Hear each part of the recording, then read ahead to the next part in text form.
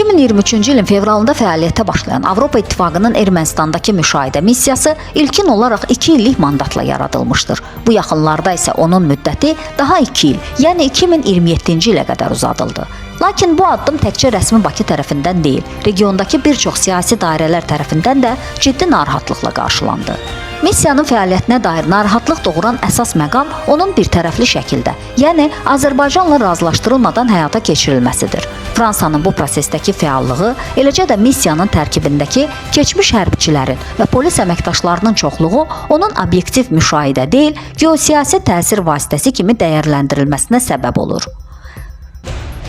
Fransa son zamanlar Ermənistana radar sistemləri, zenit raket kompleksləri və zirehli texnikada daxil olmaqla müasir silahlar satır.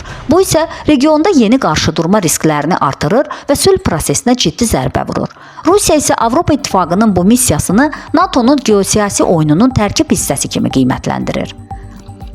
Hətta bəzi erməni ekspertlər belə etiraf edirlər ki, missiyanın əsl məqsədi bölgədə kəşfiyyat fəaliyyəti aparmaq və İranla Rusiyanın mövqeyini izləməkdir. Bu şəraitdə Fransanın neytral vasitəçi rolu sual altına düşür və onun birtərəfli mövqeyi regionda sabitlik əvəzinə gərginliyi artırır.